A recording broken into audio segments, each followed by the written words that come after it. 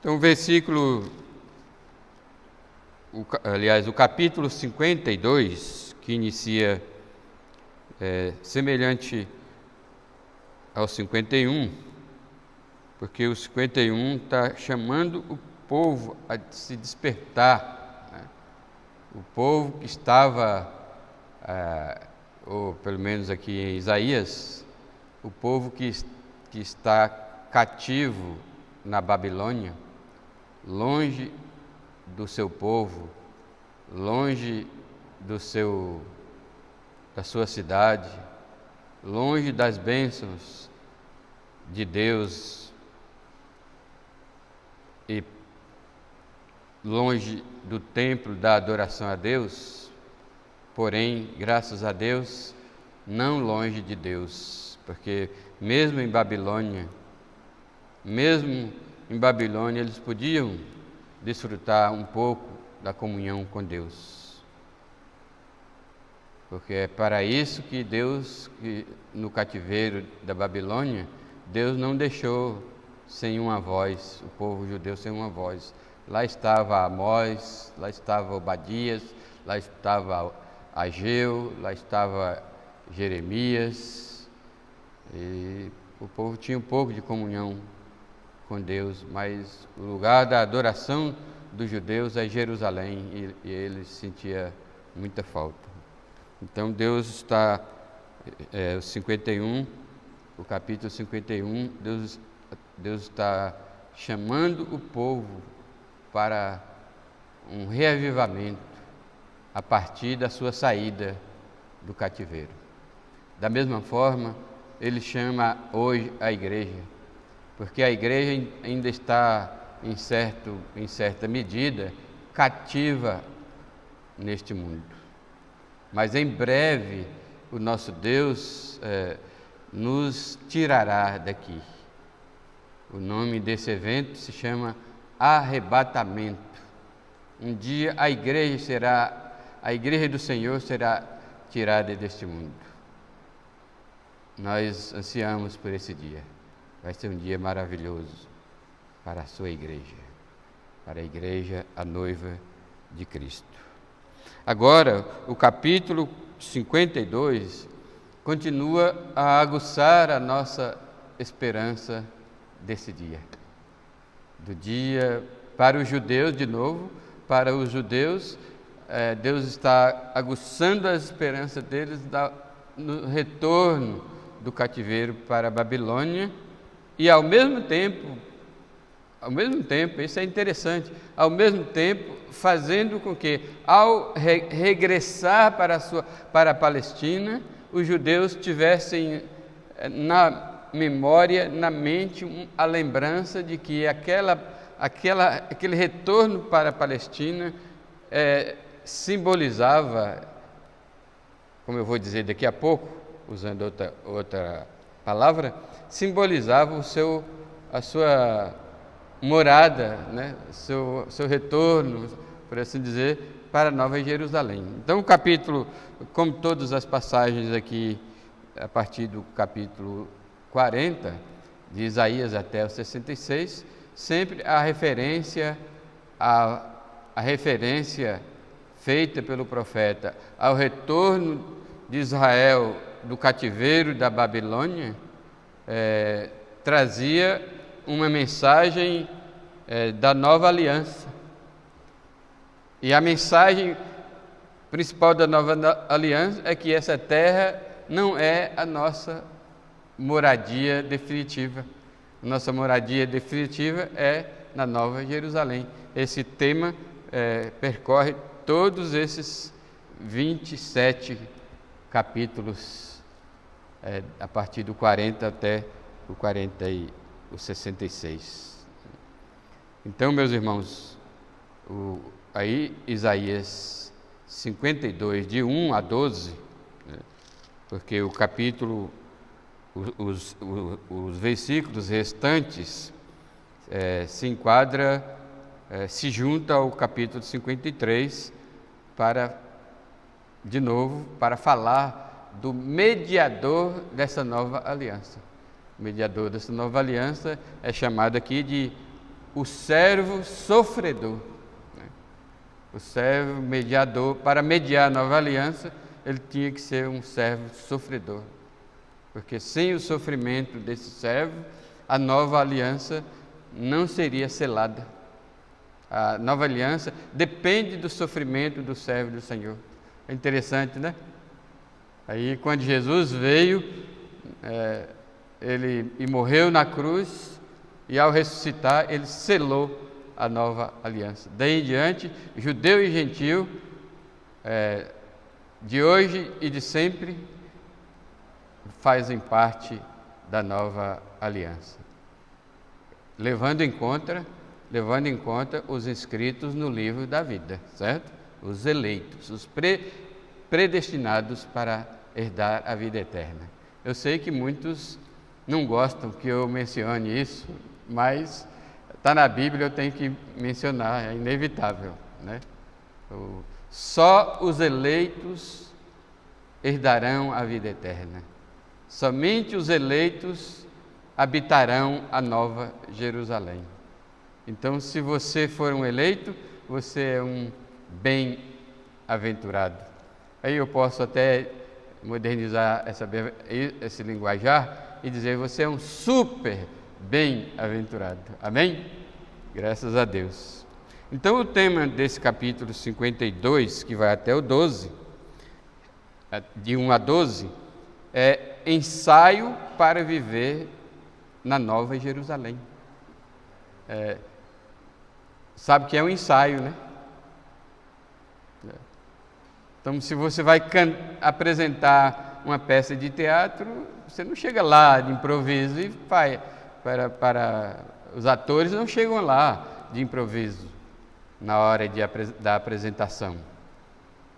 Se você vai apresentar um número musical, você não chega lá de improviso para apresentar aquela música. Você ensaia antes, né? Então, a vida cristã é um ensaio.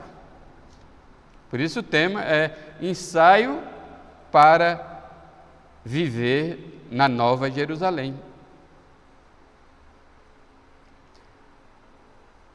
Reafirmando um pouco do que eu já disse, eu vou ler aqui: a restauração de Jerusalém no retorno dos judeus para suas terras tipifica, lá eu usei simboliza, aqui eu estou usando tipifica, a restauração de Jerusalém na eternidade. Algumas práticas que eles deveriam adotar são, embora de um modo imperfeito, práticas típicas da Nova Jerusalém.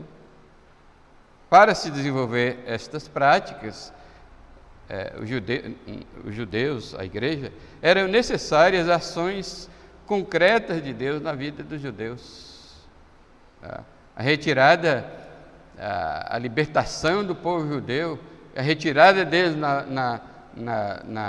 da Babilônia, do cativeiro babilônio, exigiu ações concretas, diretas, da mão do Todo-Poderoso,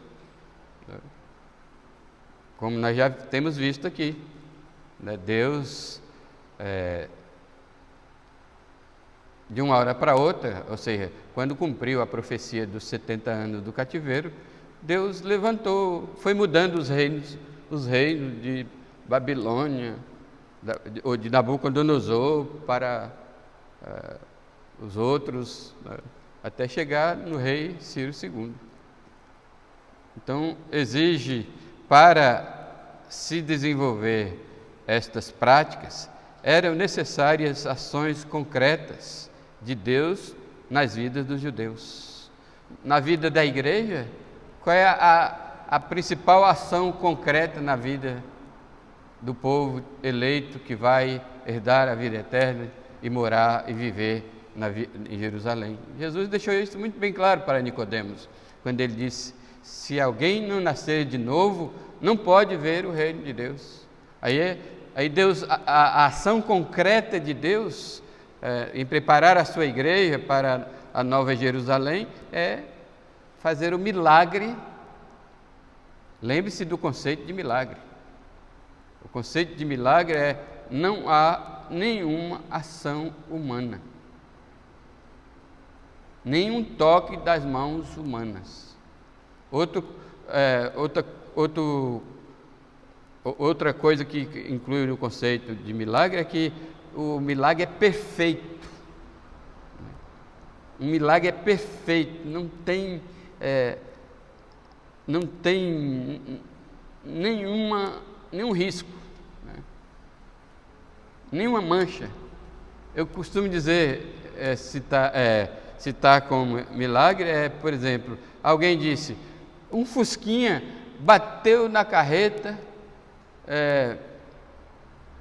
a carreta o fusquinha virou uma bola de aço, mas o motorista não morreu.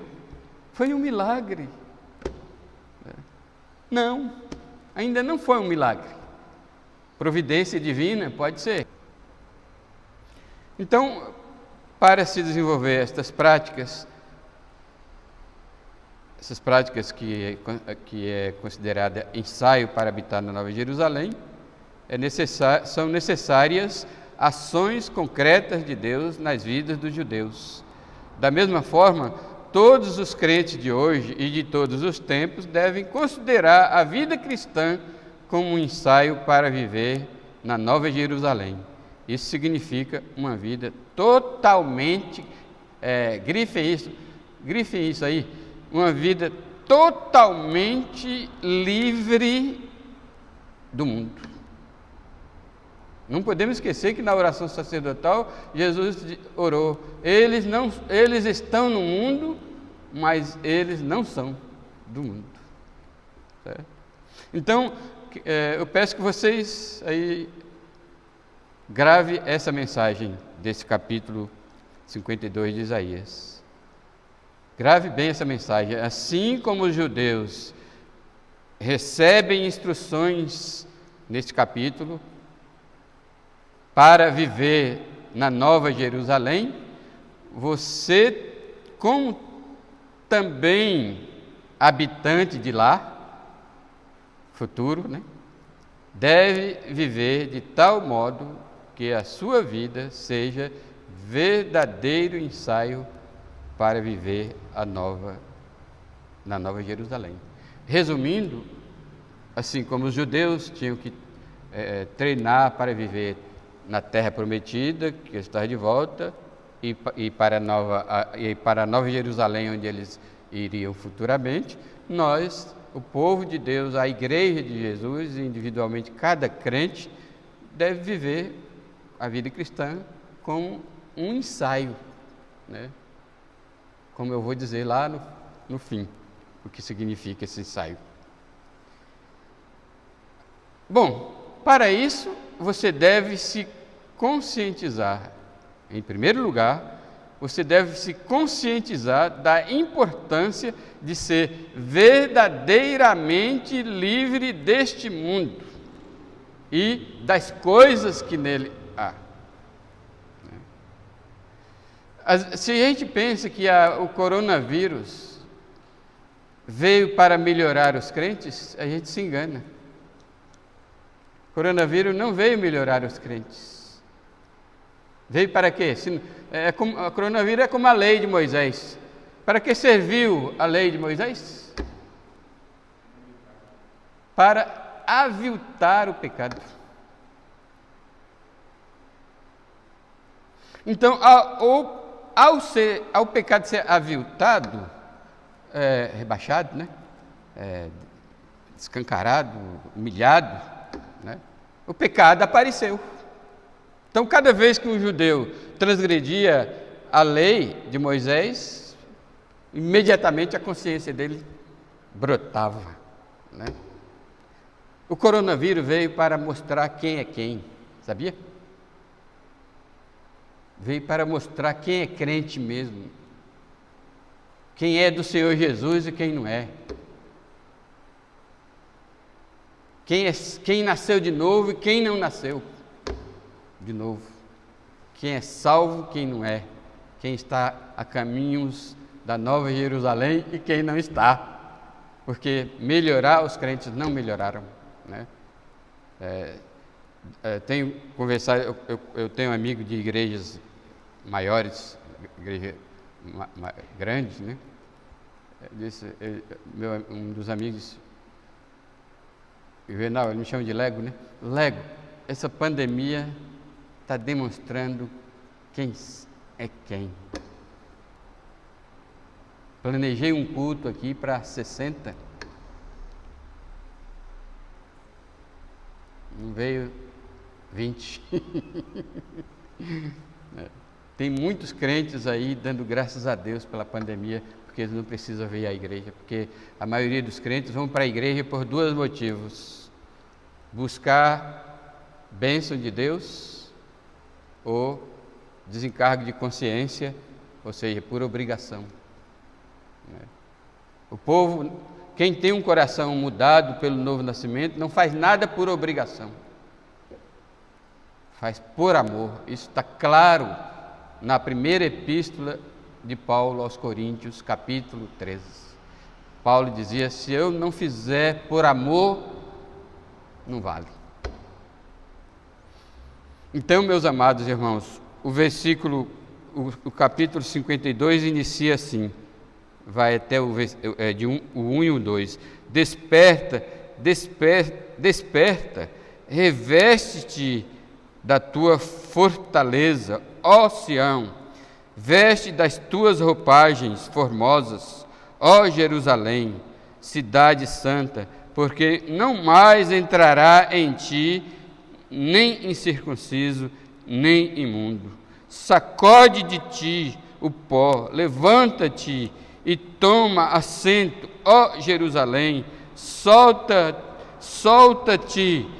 das cadeias de teu pescoço, ó cativa, filha de Sião. Que significa isso? Essa passagem aqui é uma metáfora que a gente pode traduzir para nossas vidas hoje, é sair do mundo. Sair do mundo. Assim como Israel, quando fosse a hora deles saírem da Babilônia, do cativeiro, depois de 70 anos, eles tinham que fazer isso, se despertar para a sua, vamos dizer assim, para a sua posição. Qual é a posição do crente? Nós somos filhos do Deus vivo, nós somos irmãos de Jesus, nós pertencemos à igreja de Jesus, a noiva querida. Então, uma pessoa, nós somos filhos do rei. Você já imaginou o filho de um presidente, de um governador de qualquer estado ou país morar na favela? E praticar as mesmas coisas que se pratica na favela, com todo respeito, porque lá na favela também tem gente de bem, gente necessitada, e tem crente, né? Mas infelizmente os bandidos procuram escravizar as pessoas na favela. Então imagine só o filho do presidente morando na favela, né?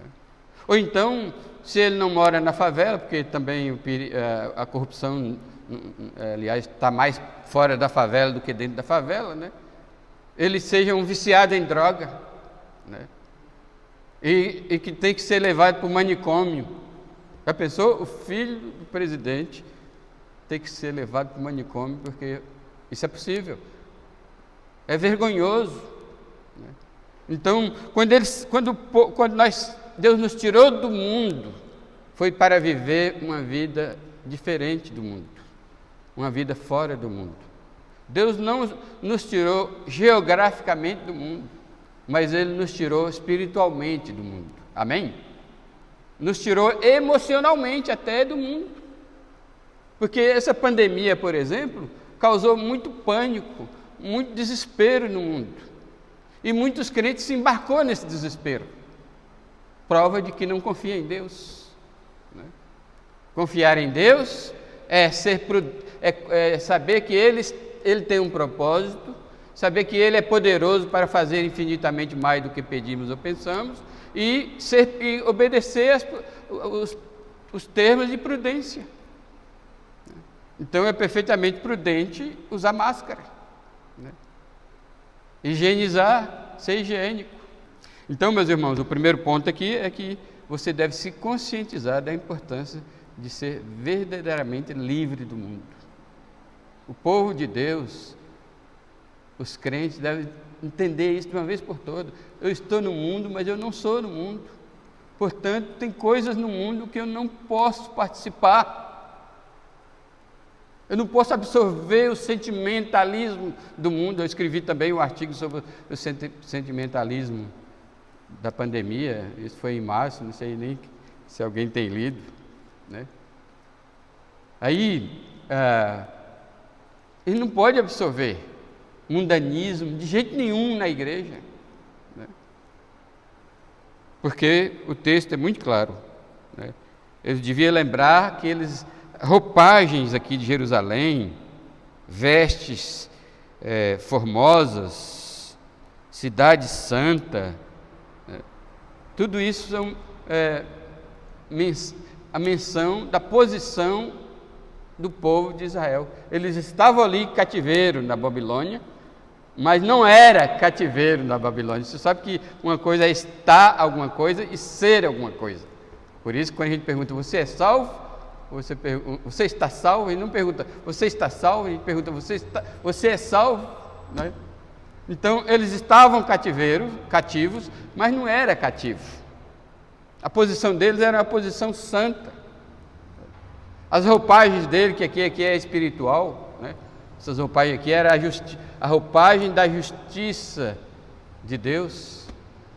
Então, o que ele devia fazer é: sacode-te do pó. Quando você sair da Babilônia, sacode do pó. Jesus falou isso também, quando ele enviou 70 discípulos para pregar. Ele disse: olha, se você chegar numa cidade e você não for aceito, saia daquela cidade e sacode a poeira das sandálias, né?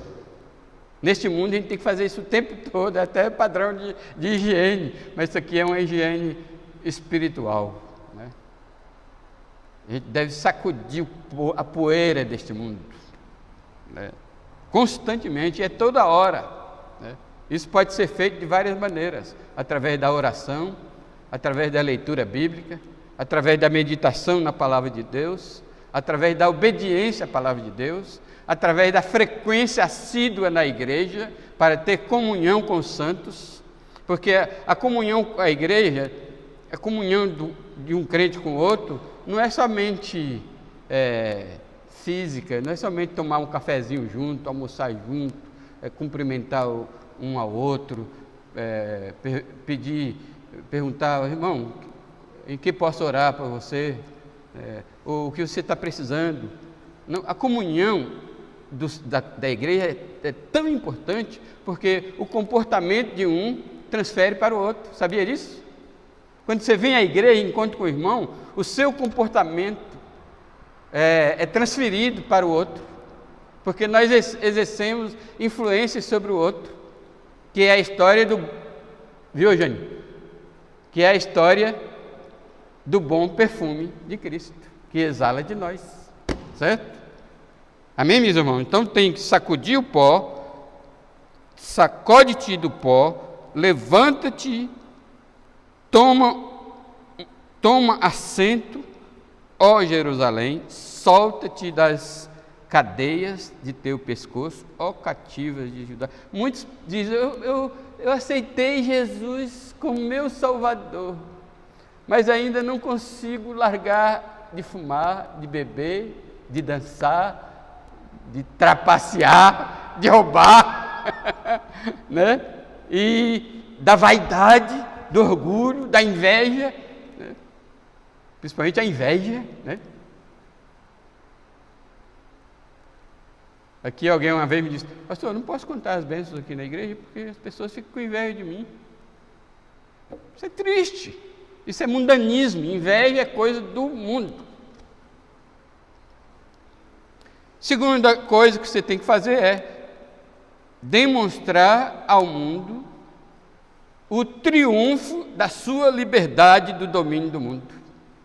Porque você diz: eu já fui salvo do mundo, já fui liberto do mundo, o mundanismo não tem lugar no meu coração, nem na minha mente. nem nas minhas roupas, nem na minha maneira de falar, porque o mundanismo está no pensamento, no coração, que brota na maneira de falar e principalmente nas roupas que veste, no desejo por coisas do mundo. Coisas do mundo, digo, aquelas que não são necessárias. Por exemplo, eu não preciso de um carro, de uma caminhonete D20. Olha aqui, eu lá atrás, no tempo da caminhonete D20 eu dizia isso, eu não preciso de uma caminhonete. Então vou atualizar mais. Qual é a atual? Eu não preciso mais de uma Hilux, hein? O S10, não preciso. E se eu apaixonar por uma Hilux ou uma S10 e fazer de tudo para possuir, porque a inveja faz isso, né? A paixão faz isso, né? Entendeu? Eu não fui livre do mundo. Se eu ainda ajo com inveja, com mentirinhas, né? Se eu ainda valorizo certas coisas mais do que a igreja, do que a Bíblia, do que a palavra de Deus, do que a honestidade, do que o amor, né? Eu estou no mundo. Então, né, aí a gente quando você se converte, meus irmãos, a conversão verdadeira, ela é radical. Deus faz você, como diz Ezequiel, né? Deus faz você sentir nojo das coisas que você praticava no mundo e se envergonhar. Mas tem gente que eu não entendo. Tem gente que se vangloria que no mundo ele era valente. Antes de eu me converter, eu era valente, eu não levava desaforo para casa, eu era assim, conta como se fosse vantagem. Meu irmão, o seu passado não é vantagem nenhuma. Em Ezequiel capítulo 36 diz que você deve se envergonhar do seu passado, não contar como vitória. Se você tiver que contar, conta como um testemunho de libertação. Olha, eu era assim, mas Deus me livrou. Então, o versículo para ler aqui é o versículos 3 a 6. Aqui, ó. Assim diz o Senhor: por nada fostes vendidos, e sem dinheiro sereis resgatados. Ou seja, do mesmo modo que a Babilônia levou, tem que trazer.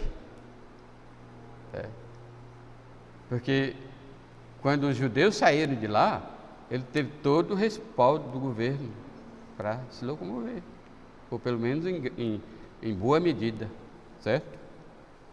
O versículo 4: porque assim diz o Senhor Deus: o meu povo no princípio desceu ao Egito para nele habitar, e a Assíria sem razão oprimiu, que é uma referência aos cativeiros anteriores. Por 3 vezes Israel foi cativo, no Egito, na Assíria. Aí o versículo 5 diz: agora quer dizer Babilônia. Agora, que farei? Que farei eu aqui, diz o Senhor, visto ter sido o meu povo levado sem preço? Os seus tiranos sobre eles dão uivos, que é assim que eles faziam. Eles pilhavam o povo, empobreciam o povo, usavam o povo, escravizavam o povo, e ainda, se houvesse o maior sinal de que aquele povo ia embora de lá, eles uivavam, literalmente, né? Como fez Faraó. Chegava Moisés e Arão: deixa o meu povo ir. Ele nada, ficava bravo, né? E ameaçava, né? Os seus tiranos sobre ele dão uivos, diz o Senhor, e o meu nome é blasfemado incessantemente. Por isso o meu povo saberá o meu nome. Portanto, naquele dia saberá que eu sou eu quem fala. Aquele dia aqui tem 2 sentidos: a saída, o retorno da Babilônia, o retorno para a Terra Prometida, e aquele dia da Nova Jerusalém. Porque muitas das características aqui Israel nunca desfrutou, só desfrutará. Muitas dessas características, repetindo aqui, muitas destas características não se encontrou em Israel, mesmo na sua volta de Babilônia para a Palestina. São características que só vai ser encontrada na Nova Jerusalém. Mas essas mesmas características eram um desafio para Israel, como ensaio, como treinamento para participar da Nova Jerusalém. Por isso o meu povo saberá o meu nome, portanto, naquele dia saberá que sou eu quem fala. Ou seja, a presença de Deus, eis-me aqui. Porque uma das maravilhas desse ensaio para o reino de Deus é a presença, quando o crente leva a vida cristã a sério e se propõe que a sua vida cristã seja um verdadeiro ensaio para viver em Nova Jerusalém, a presença, Deus move céus e terra para ele alcançar esse alvo. Amém? Então, daí, isso aqui viver isso é demonstrar no mundo, transferindo aqui para a igreja, para o povo de Deus atual, que também viverá na Nova Jerusalém, é demonstrar esse livramento, né? Demonstrar esse triunfo, né? Porque a fraqueza dos crentes hoje é tão grande, que eles parecem ser obrigados a ceder às paixões que há no mundo. Parece que eles não têm como tomar uma decisão e dizer não. Parece que a igreja, aliás, a igreja hoje parece ser um puxadinho do mundo. É um quartinho que o mundo resolveu construir. Muitas igrejas, muitos crentes, a sua vida é um puxadinho do mundo. Não pode ser assim, irmãos. Se você foi salvo, houve uma transformação radical em sua vida.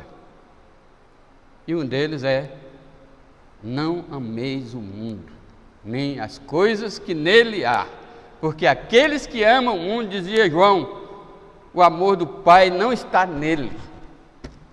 E Tiago diz: é com ciúme que Deus anseia por vós. Portanto, aquele que ama o mundo é traidor, é adúltero, porque nós pertencemos somente a Deus. Diz Pedro que nós somos propriedade exclusiva de Deus. E em terceiro lugar, você precisa também desempenhar o seu papel de sacerdote neste mundo. Agora, note bem, primeiro você valoriza, né, o ser livre do mundo. Segundo, você demonstra e vive triunfante sobre a liberdade deste mundo. Não, tem mais um. Além disso, você não está neste mundo somente para renegar o mundo. Porque Jesus disse: não te peço que eu os tire do mundo. Porque se Deus nos tirasse do mundo, o mundo ficaria sem testemunho. Então, o terceiro ponto aqui é que você deve desempenhar o seu papel de sacerdote neste mundo, para, por meio de sua vida e testemunho, anunciar que Deus reina. Esse está no versículo 7 a 10. Que formosos são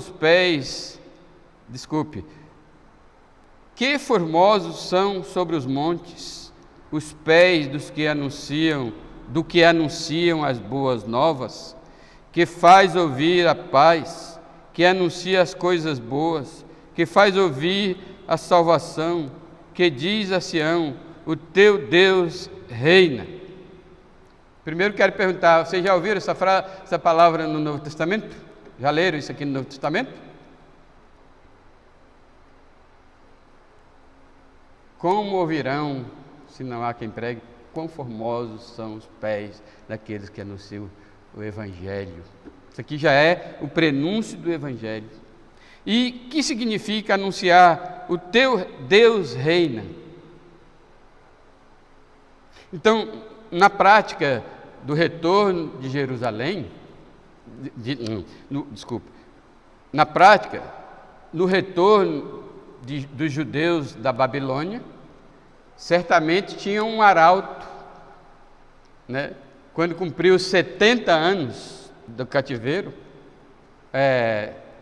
certamente tinha um ou mais arautos, porque tinha alguns profetas livres, porque uma das coisas que Deus promoveu na Babilônia sobre todos os reinos foi a liberdade religiosa dos judeus. Então os profetas podiam ir e vir, né? E eles respeitavam os profetas. Então, aí os profetas eram esses que anunciavam as boas novas. No caso da saída da Babilônia, as boas novas vocês estão livres, os arautos, né? Que certamente tinham acesso ao rei, né? Que Deus tinha os seus mediadores, né? Iam lá conversar com o rei, quando o rei autorizou a volta dos judeus, ele começou a pregar as boas novas. Nosso Deus vive, nosso Deus nos libertou, mudou o coração do rei Ciro, e essa voz ecoava por todas as vilas onde os judeus moravam. E aí por isso que está escrito: que formosos são sobre os montes os pés dos que anunciam as boas novas, que faziam ouvir a paz, que anuncia as coisas boas, que faz ouvir a salvação e que diz a Sião: o teu Deus reina. Isso começou a ser, Paulo aplicou isso para os pregadores do Evangelho, para o nosso testemunho voluntário, o amor que nós temos, o prazer que nós temos de falar para os outros que nosso Deus reina, ou seja, o Evangelho reina, Cristo reina, Ele morreu na cruz, Ele ressuscitou, e Ele disse: todo aquele que invocar o nome do Senhor será salvo. E essa é a mensagem, né? Então é assim que nós desempenhamos no mundo hoje o nosso sacerdote. Os judeus, meus irmãos, foram escolhidos por Deus desde Abraão para ser os sacerdotes do mundo. Só que eles falharam. Agora a igreja são os sacerdotes do mundo. Mas a igreja não pode falhar. Para que a igreja não falhe no seu testemunho, no seu ofício de sacerdote do mundo, o Espírito Santo foi mandado para habitar na igreja. E Jesus foi muito bem claro quando diz: recebereis poder ao descer sobre vós o Espírito Santo e sereis minhas testemunhas. Portanto, meus irmãos, como a nossa proposição aqui é: assim como os judeus eram treinados para viver na Nova Jerusalém, a nossa vida deve ser agora, atualmente, um verdadeiro ensaio para viver em Nova Jerusalém. Primeiro, dando importância ao afastamento do mundo, demonstrando o seu afastamento do mundo e desempenhando o seu papel neste mundo. Deus não nos deixou aqui na terra só para preencher, para ocupar um espaço. Deus nos deixou aqui para sermos testemunhas. Amém? Pois bem, deixa eu continuar a ler até o 10. Eis o grito. Então essa voz dos arautos, do mensageiro, né, que tinha os pés bonitos, dava gritos. Eis o grito dos seus atalaias, que os arautos eram chamados atalaias, né? Era alguém com responsabilidade de avisar o povo, ou de uma coisa má que vinha da parte do Senhor para disciplinar o povo, ou uma bênção, como é a libertação do povo da Babilônia, né? Então, eis o grito dos atalaias, Eles erguem a voz, juntamente exultam, porque com seus próprios olhos distintamente veem o retorno do Senhor a Sião. Aqui agora é a Nova Jerusalém também. Tudo aqui remete aos dois estados do povo de Deus. Na terra onde eles moram, eles deviam viver com um ensaio para viver em Nova Jerusalém, e chegando lá na Nova Jerusalém, eles iam ver na realidade tudo o que eles sonharam, desejaram e treinaram para participar, né? E o versículo 9: rompei com júbilo, exultai a uma, ó ruínas de Jerusalém, porque o Senhor consolou o seu povo, remiu a Jerusalém, né? Que é o retrato da libertação do povo da Babilônia, mas também um retrato da igreja com todos os gentios e o povo judeu que vai morar em Jerusalém. Essa é a notícia que os atalaias espalhavam por todo o povo judeu escravizado lá na Babilônia. Agora nós somos livres, podemos voltar para a nossa terra. E aí Deus usava atalaias, mensageiros. Então nós somos esses mensageiros hoje. Então você, nesse desejo de ensaiar para morar em Jerusalém, você não precisa somente renegar o mundanismo, você não precisa somente valorizar a libertação do mundo, mas você precisa também, positivamente, né, exercer o seu papel. E o versículo 10: o Senhor desnudou o seu santo braço à vista de todas as nações, e todos os confins da terra verão a salvação do nosso Deus. Amém? Isso para a saída de Israel do cativeiro de Babilônia, voltando para a Palestina, era tido como uma salvação conquistada pelo braço forte do nosso Deus, do seu Deus, do Deus de Abraão, do Deus de Jacó. A nossa salvação, a nossa libertação deste mundo, meus irmãos, também é obra da mão forte, do braço estendido de Deus, quando enviou Jesus Cristo para morrer, ressuscitar, subir ao céu, continuar exercendo o seu papel de sacerdote, salvando a quem crê nele, e enviou a igreja para anunciar, como arauto, para anunciar o Evangelho. Então, meus irmãos, não esqueça, você não está aqui para ocupar espaço, você está aqui para servir a Deus, como sacerdote neste mundo, como testemunho, como uma vida abundante, com uma vida verdadeira. Amém? E por último aqui, para ensaiar, para viver a vida cristã, você deve pertencer a Deus. Aliás, aqui agora é negativo. Você não deve, não pode, não ousa a pertencer a Deus e ao mundo simultaneamente. Não dá. Ou ao mundo, ou a Deus, ou a um ou a outro. Jesus disse muito bem claro, não dá para servir a dois senhores. E essa é a história do versículos 11 e 12. Versículo 11: retirai-vos, olha que maravilha, que ordem, retirai-vos, saí de lá. Era para o povo sair da Babilônia, meus irmãos, mas pasmem, não era somente uma saída geográfica.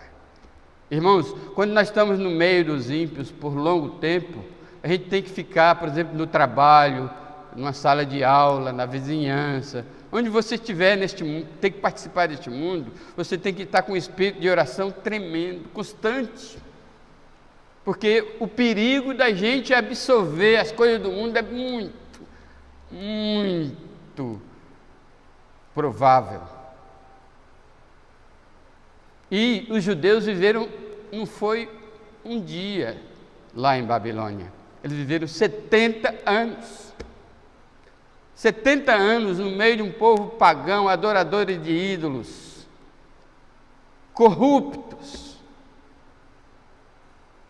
Era tão fácil para eles absorver os costumes babilônicos, embora tenha tido muita proteção divina, sabe, para isso. Aliás, quando no Pai Nosso Jesus ensina a orar, livra-nos do mal, ele estava pensando no nosso viver nesse mundo, é perigoso, livra-nos do mal.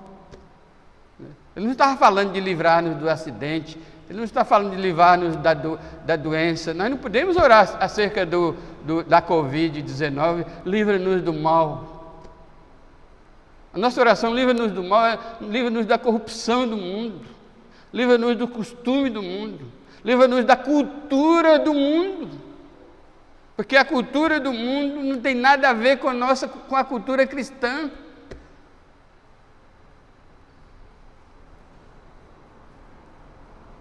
Não tenha medo de ser obscurantista ao renegar a cultura do mundo. Não tenha medo de que ele chame de ignorante ao você renegar a cultura do mundo. Renegue, diga não à cultura do mundo, porque a cultura do mundo é proposta, fomentada, administrada, executada por Satanás, diz a Bíblia, que é o príncipe deste mundo. O mundo jaz no maligno. Então a ordem é a mesma. Então o povo da Babilônia não saiu, o povo do judeu não estava saindo da Babilônia somente fisicamente, geograficamente, não era uma simples mudança de lugar da Mesopotâmia para Canaã, não era isso só. Fazia parte, sair, às vezes a saída geográfica também faz parte. Às vezes nós não devemos ir em certos lugares no mundo, porque lá corre risco de eu me contaminar. Então a mudança geográfica é importante, mas não é só isso. Era uma mudança de mentalidade, era uma mudança de cultura, era uma mudança de costumes, era uma mudança de prática, de vivência. Aí Deus diz aqui no versículo 11: retirai-vos, retirai-vos, saí de lá, não toqueis em coisas imundas. É isso. Eles não deviam tocar. Aí agora de novo não é um tocar físico, era assimilar a mentalidade da Babilônia. Saí do meio dela, purificai-vos, os que levais os utensílios do Senhor. Os sacerdotes também tinham que se purificar. Como nós somos sacerdotes, nós temos que nos purificar. E para se purificar, nós temos que renegar o mundo com suas paixões. Porquanto não saireis apressadamente, nem vos ireis fugindo, porque o Senhor irá diante de vós, e o Deus de Israel será a vossa retaguarda. Isso aqui é uma referência à saída do Egito. Do Egito o povo saiu fugindo, às pressas. Mas aqui não. A saída de Babilônia foi suave, é tanto que, como já verificamos, eles não vieram todos de uma vez. Demoraram anos até que o último judeu voltasse para a terra palestina. E a história de Esté revela isso. O período de Esté foi um dos últimos judeus a sair de lá. Já tinha mudado, a Babilônia já tinha mudado de rei várias vezes. Dessa vez estava o rei Artaxerxes, longe do rei Ciro II, bem distante. E então Deus está dizendo, a sua saída do Egito vai ser planejada, porque Deus já tinha colocado no coração do rei Ciro. A saída do povo de Deus da Babilônia foi uma saída planejada. Não digo que as outras, planejada do ponto de vista humano, de sair fugido, Tudo é planejado por Deus. As maneiras são todas planejadas por Deus. Deus sabe de tudo. Deus não é pego de surpresa por nada. Deus já sabia que Faraó ia enrolar o povo, ia enrolar Moisés. Deixa eu ir, não deixa eu ir, vai só vocês, vai só os homens, deixa as mulheres e as crianças. Vai, mas deixa o seu gado, seus bens. E Moisés, não, nós vamos com tudo que temos, com nossas famílias, com nosso gado, vamos com tudo. E ele enrolou. Deus já sabia toda essa embromação de Faraó, até que, com mão forte e braço estendido, Deus arrancasse, literalmente arrancasse Israel, os judeus da sua mão. Mas aqui não, Deus já fez diferente, né? Ele já mudou o coração dos reis, né? Foi mudando o coração dos reis, até chegar no rei Ciro, que voluntariamente, né, permitiu o povo sair em paz para a sua terra. Por quê, meus irmãos? Porque a nossa salvação, quem pensa que salvação, ser salvo por Cristo é só guerra, é só tribulação, só sofrimento, né? Faz parte, mas porque não somos deste mundo. Mas ser salvo é ser alegre, ser feliz, mesmo nas tribulações, mesmo na perseguição. Eu estou lendo a vida de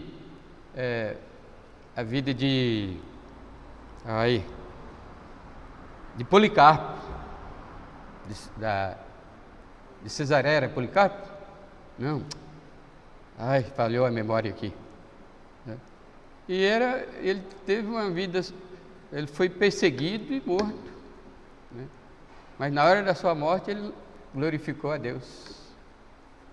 Ele era feliz. Né? E assim por diante.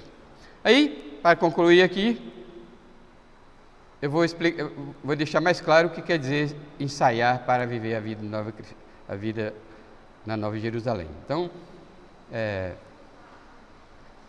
ensaiar para viver a Nova Jerusalém é a função primordial da igreja.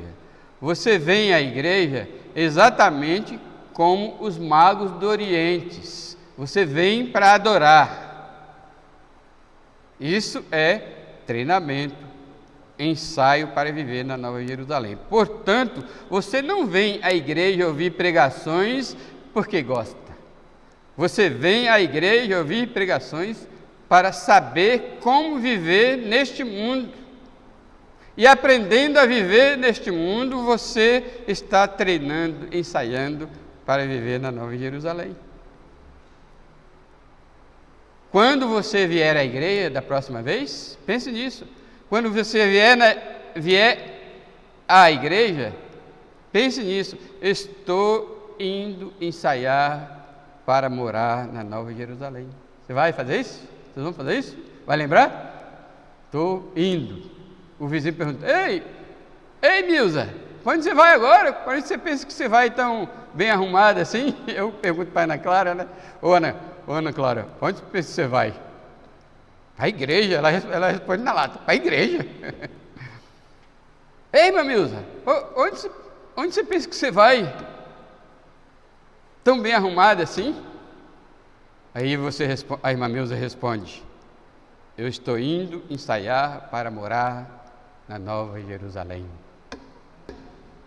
Viver a vida cristã é um ensaio para viver lá no céu. Porque, irmão Eugênio, como dizia o J.C. Riley, se uma pessoa que não tem interesse de ensaiar para morar na Nova Jerusalém, chegar na Nova Jerusalém despreparado, o que ele vai fazer? Não quero ficar aqui. Ele não vai se sentir ambientado. Né? Então, porque só os santos entrarão no reino de Deus.